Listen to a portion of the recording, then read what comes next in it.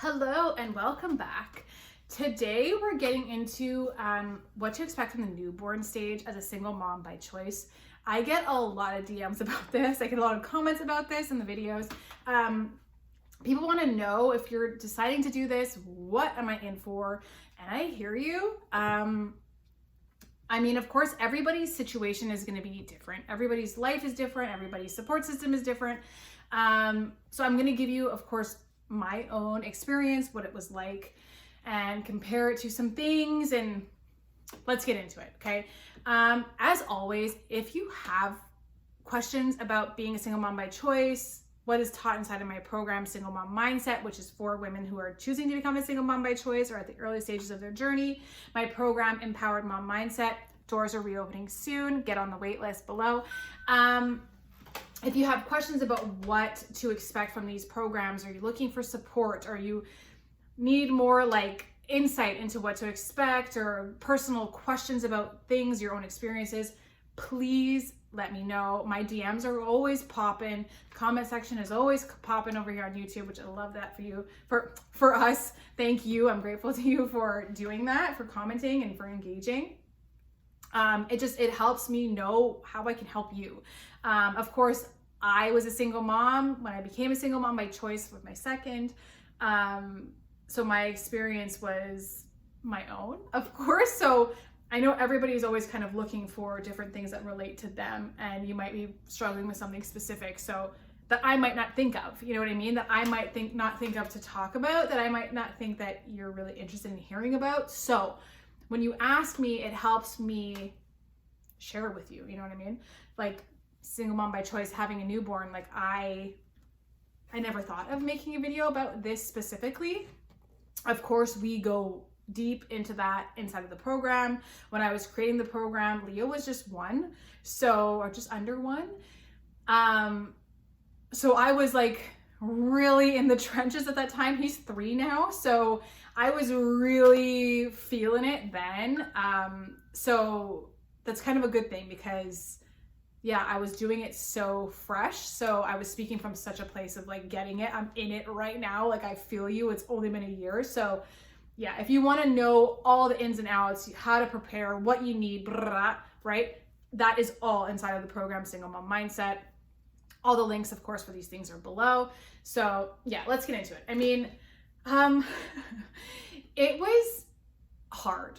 I don't know how else to say it. Having a newborn is hard in so many ways. I don't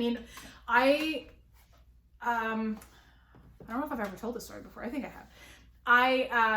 With Riley, I had a C-section because she was like 9'3", which is 9 pounds, 3 ounces.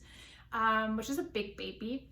I am a small lady. I am only 5'1". I'm pretty small in that, like, I'm not like a skinny, but my body wasn't able to get her out. I was in active labor with her for like 20 something hours with like, my body was pushing her out. And I was like, trying to get her out, and she would not come out of my body. So again, like 20 something hours in, it turned out that she was posterior, which means she's facing the wrong way. She wasn't, what is that called? Breech? She wasn't breech, but she was facing, like her belly was on the wrong side. Like her belly button should have been facing the other way. Anyway, so because of that, it was causing too much pressure. She wouldn't fit. Her head was large and in charge. It's all that brain. But yeah, she was a big old baby and she didn't fit. So I ended up having an emergency C-section with her after being in active labor for quite a while, which was like, I was exhausted. I was a mess. It was horrific. It was, the doctor was a dick. I don't know if I've ever talked about it on here, actually. It's not my actual doctor. My usual OB is she's a woman, and she's amazing, and she's a mom herself, and she's been super supportive about the single mom by choice thing, and it was just amazing. Like, I love her. If I could befriend my doctor who like checks my hoo-ha, like she'd be my best friend ever, because she's so great. But besides the point, she wasn't there. The way it works in Canada, I know there's so many people listening from so many different places. So again, this is my experience. Of course, yours may differ. But in Canada, when you're going into labor, if your doctor is not working at that time, you get whoever's there.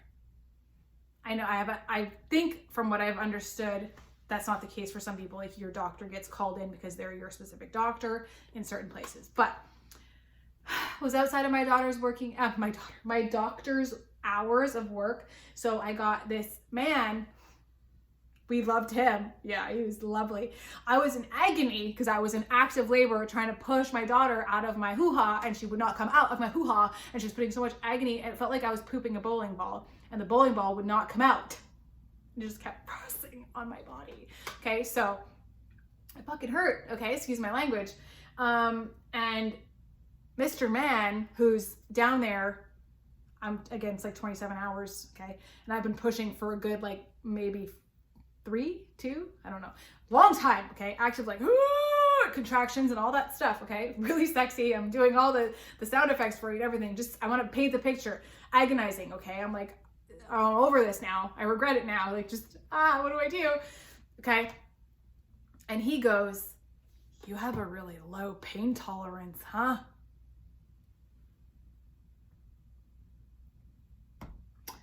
Sir, if I could commit murder while in active labor, I would. Just so you know. Yeah. So, fun. Okay.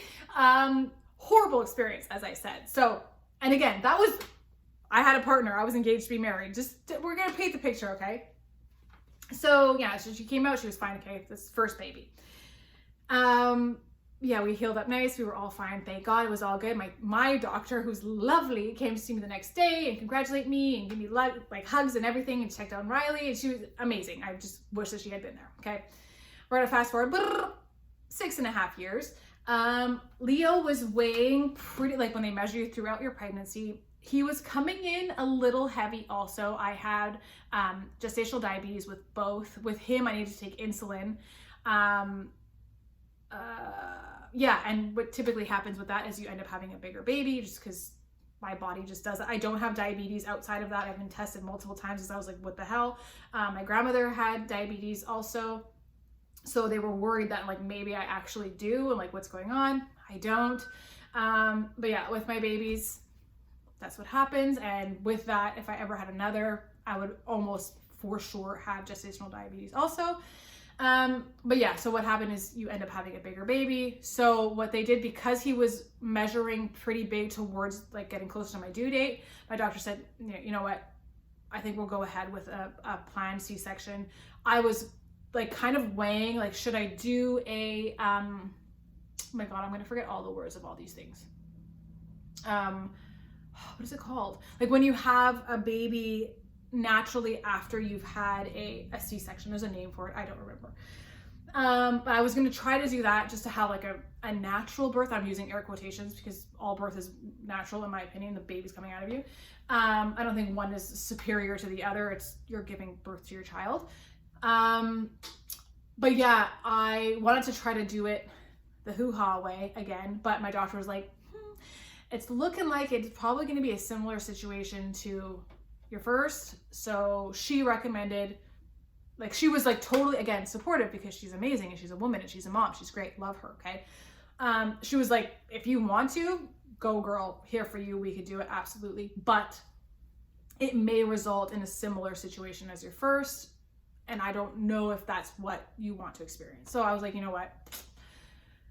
Let's do a planned C-section, and I'm thankful that I did. Recovery from my first was horrible.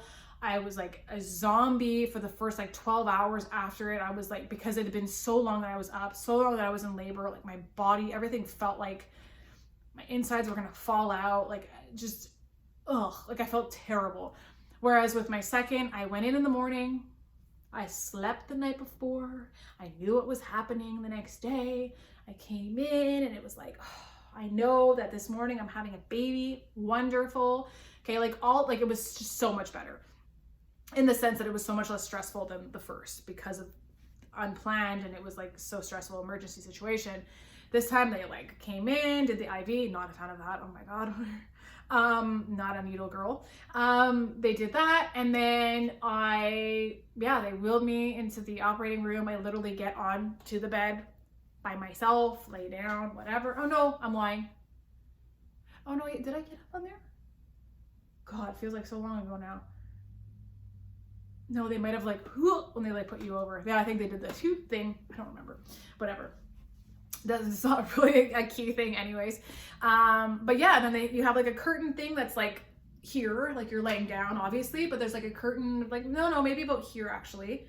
So my arms, like I can see my arms.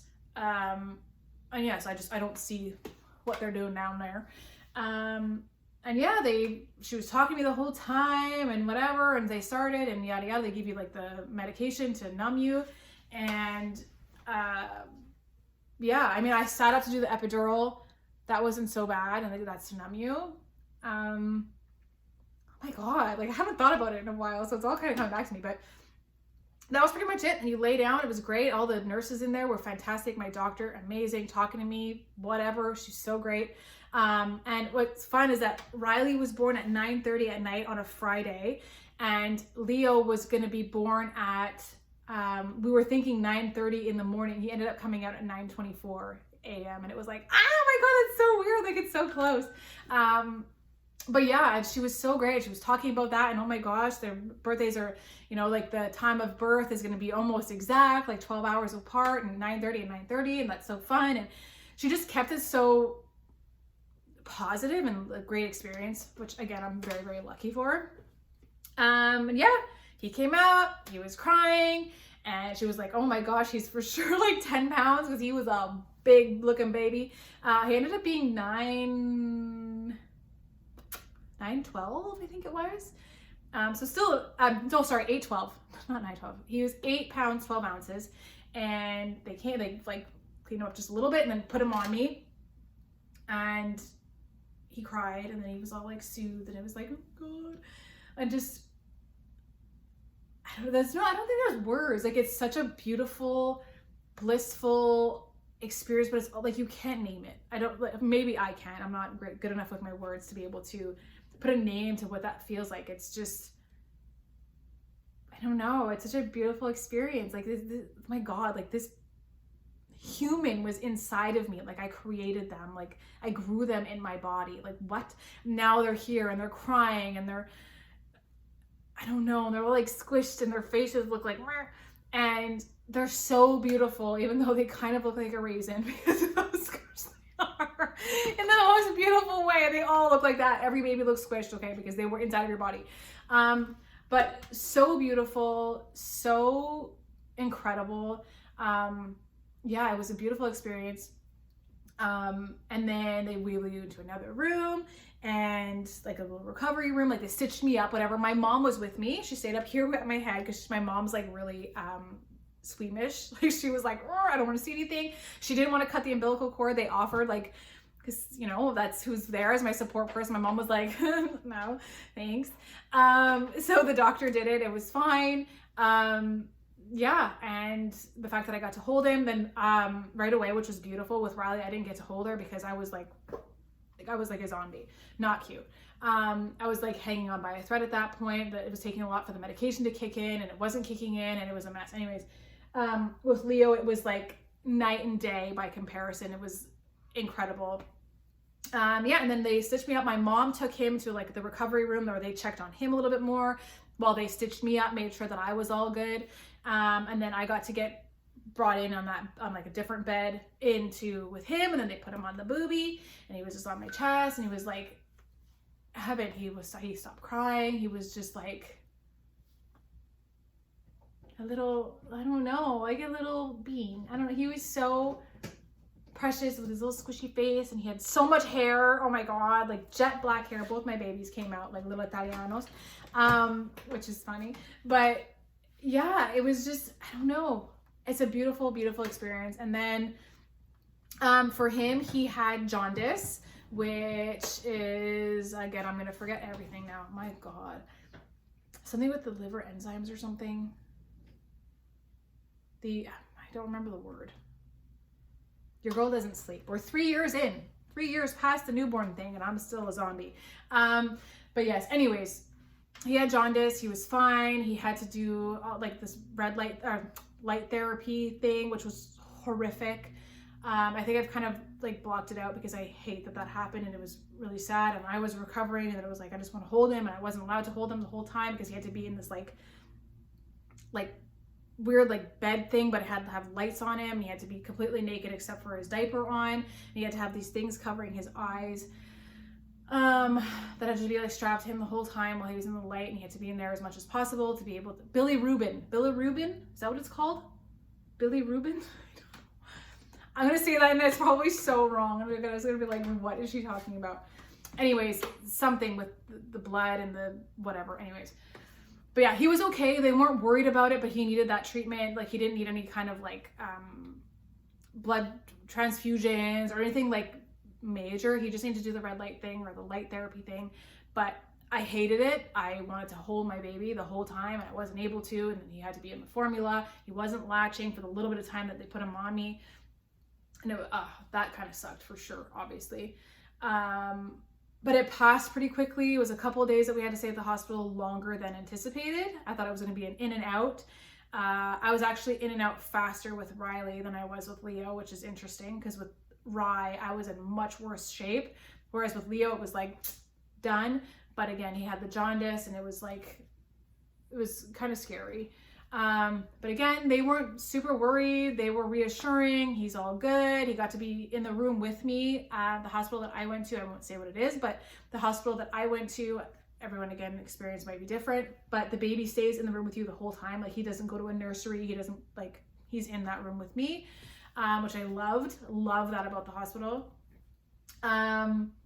Yeah, but then we'll kind of fast forward into like, we were home. He was well. No worries. We had to do 1 or 2 more checkups just to make sure, but everything was like, they're like, no, he's fine. But yeah, transitioning into coming home was like weird, but also amazing. I remember again with Riley, when she was my first, much more, of like a, oh my God, like it took me like 3 weeks to be like, holy shit, like I'm a mom. Like for that to like actually, like I was 26 at the time. And it was like, yes, as obviously I understood, like I'm going to be like, clearly I'm like super duper pregnant. Clearly, like you see the baby on ultrasounds, all these things. Even when they like passed her to me when I was finally not super high from all the medication, it was like, wait, this is like actually like I get to leave with this child. Like what? Like I think I've maybe changed 1 or 2 diapers ever in like my entire life leading up to this moment. Like, wait a minute, what? I'm a mom? Like it took me a while, and not because I'm dense, but because it was like the reality of it was like, holy shit, like this is real life. So that was crazy. Whereas with Leo, it was a lot, it wasn't as much of that. Like I'm a mom, I get it. I know what to expect. I've had a newborn before, like I get all that. But it was still scary. It was still hard. Like, how is it going to be for Riley, who's my older daughter? How is she going to do with having another baby? Like it's been her and I, that's it for 6.5 years at that point. So I was like, is she going to be okay with that? Like, how are we all going to adjust? But you know what? You do. And I almost hate to say that to you because it's like, well, no, tell me this, and this that I need, and tell me everything and exactly how it's going to be and what do I need to do and blah, blah, blah. And honestly, I think the best piece of advice or the best words of wisdom or like, that somebody ever said to me was like, none of us know exactly what we're doing. None of us. There's no handbook. Like you're going to figure it out. I had never really been around babies in the sense of taking care of them ever before becoming a mom, ever. Like babysitting, I babysat older kids only ever. Maybe one baby one time, like a toddler baby. Like actually taking care of a small infant, never. Like I think I'd held a couple of babies, like maybe, but actually like taking care of a newborn, there was a lot of Google. There was a lot of like, how do I swaddle? I don't fucking know. Like no one, like you don't go to school for that. No one tells you. So Google how to swaddle. I did like a lot, like they tell you like you do your first bath there. Usually you're allowed to refuse. You're allowed to, because a lot of people don't like to. And again, there's like religious things, there's cultural things, there's whatever. Of course they have to respect that. For Riley, we did her first bath there. For Leo, I want to say that I didn't do his first bath there. I don't remember. It's been so long now. But again, like you learn, how do I do it? How do I put them in their bath? No one tells you those things, okay, until you're there and you're figuring it out. And I think it's just super important. And I teach this so much inside of my programs and inside of like when I do my one-to-one coaching. And I like to remind people, like, no one has all the answers. We're all figuring it out as we go. Like, just give yourself grace. Understand that, you know, as much as like you feel you're hardwired to be a mother, like I'm meant to be a mom, I love being a mom, like I'm called to this, whatever, you still are not going to have all the answers. You're still going to figure it out as you go. You're still going to have to Google. You're still going to have to, you know, maybe message your sister who has 15 kids. You're still going to have to maybe call mom or call auntie or call your bestie or whatever and be like, fuck, like, what do I do? Like, I don't know. Like, am I able to this? Can the baby do this? Can they have that? Blah, blah, blah. And of course, there are like prenatal books. Love that. That's what I had with Riley, where they told me like, okay, when you do your first bath, this is what you do. And, you know, do's and don'ts, like your baby can't have water for the first 6 months. Very important. It's very dangerous. Like, you know, your baby shouldn't obviously be having any hard food, and how should a baby sleep in a crib, and all of these things you need to educate yourself on, of course. And again, Google pregnancy books you can buy for probably like $40 now. That's going to get you through like pregnancy or conception parts of it, all the way through like your first year of your baby's life, which of course I recommend. You know, get yourself educated on those little things. But again, like bringing Riley home from the hospital, I had no idea. Like, I didn't know until I was like super duper pregnant, what are we gonna need?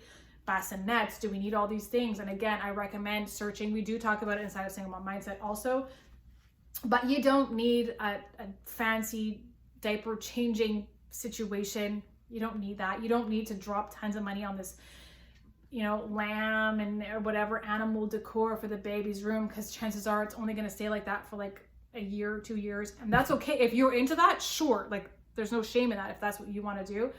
But again, when you look at people on Instagram or social media and you're like, oh my God, they have this and they have a baby woo-woo swing that's like $4,000. Like, shit, do I need that? No, they didn't need that. They got that for free and got paid to have it and to show it to you and make you feel like you need to buy it, okay? Because no, a fancy baby carrier, like, do you need the fancy dancy, whatever? No, you need one that's comfortable. It's not going to hurt your back. Go try it at the store. Then put it on your baby registry if you're having a baby shower. You don't, like, my grandmother actually said it. I think I was pregnant with Riley actually, and she said it. Like, everything that you need to take care of that baby, you already have. Period. Mothers were having babies way before baby snooze or whatever the hell those things are called. Mothers were having babies way before fancy nurseries with the kid's name all embroidered and everything has its name sewn on it and all. Like, those things are beautiful and they're lovely. And if you want them, get them. I'm not shaming that. I'm just saying that, again, we kind of overcomplicate things, and I need this, I need this, I need this. Your baby needs to eat. Your baby needs somewhere to sleep that's safe, and your baby needs you. And of course, warm clothing and whatever. That's it. And a car seat, because they will not let you take them from the hospital without a safe car seat. Like, that's pretty much it.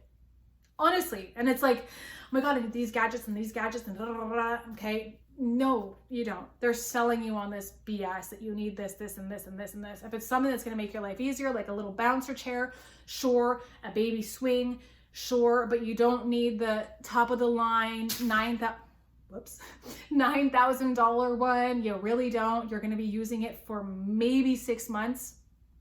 And then what are you doing with it? Unless you're having 15 more kids, you're going to be selling that on Craigslist for $100 if you're lucky.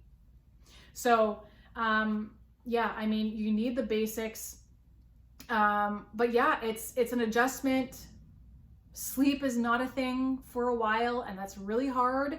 And it can feel like a fucking nightmare. And because sometimes it is, it's funny because one of my memories on Facebook actually that came up the other day, I had shared a screenshot of my watch when it shows you how many hours you slept. And it was like 1 hour and 35 minutes at one part. And then I was up for like 3 hours. And then I slept like 2 hours and 45 or 2 hours and 35 or something minutes all night. And it was like, holy fuck. Like, I remember that. I remember just like again, the same way you remember giving birth, you remember seeing your baby, like, and I'm talking about it now, it was 3 years ago, right? Riley was 9 years ago. And when I talk about it, like, I don't remember every little thing. Like, I remember seeing my baby. I remember the feeling of them being on my chest. I remember looking at their little squished raisin faces. I remember being tired. Of course, consciously, I remember like I was tired, because I'm still tired. To be fair, as a mom, they think that's just what we are. We're just tired. As a human being nowadays, who are we kidding? But yeah, like, it goes so fast that it's like, it's hard. It's so hard. Oh my God. Some of it is like really, oh my God. But you get through it. You get like, and if it gets to be too much, make sure that you have somebody. Okay. For me, that was my mom a couple of times, and it was like, Mom, like, if I don't sleep today, like psychosis or something is going to kick in. Like, I need to sleep. Like, please take my kids, give me like 6 hours of like uninterrupted sleep. Like, please, for the love of God, I need you, please. And she did. And it was great. And okay, it was 6 hours, and that's not enough even.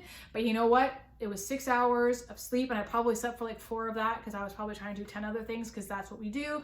But yeah, just taking advantage of the help that you can find if you have, obviously, trusted sources, no kidding. But lean on your village. And if your village is 1 person, your village is 2 people, your village is hired nighttime help, whatever it is, you need to have somebody at least that you can kind of lean on and give you an occasional break at the very least. And yeah, and when they say sleep when the baby sleeps, that's so annoying, because you have 9,000 other things to do. But another thing too is like, your house will be cleaned eventually. Like, no one's gonna die. You really, if you can sleep now, sleep now. And again, annoying, but this too shall pass. It always does. And try to enjoy it when the times are hard. Of course, it's like, oh my God, what did I do? Why did I do this? Like, oh my God, this is so fucking hard. But again, any mom who's honest is going to tell you it's hard. Being a mom is hard. Newborn stage is really hard. Toddler stage can be really hard. Having a 9.5-year-old can be really hard. Preteen stuff, holy macaroni. But I wouldn't change it. Like, I can't stress that enough. Like, I would not change a thing about any of my kids, any of my experiences. I wouldn't even change the way my labor happened with either of them, or like the delivery of them. I wouldn't change a thing, because it's given me them, and I get to be a mom, and it truly is the biggest blessing in my life. They really are. And even on the days where I'm like, I love them with my whole heart, and it's hard, but the good always outweighs the bad or the tough times. So I think I'm gonna leave you with that. My voice is breaking because I've talked too much now. And the baby is still up. So I'm gonna go get him, because this is ridiculous. And yeah, I hope you have a wonderful week. Please like, comment, share, and subscribe. And like I said at the beginning, if you have questions, if you have any concerns, if you need guidance with anything, please don't hesitate to DM me, send me a comment, whatever it is, so I can help you out. And I bet you're not the only one that has that question or that worry, that concern, whatever. So in asking me, it helps me not only help you, but tons of other people as well. So I hope you liked this. Come back next week for a brand new video. Sending love to you. All the best. Bye.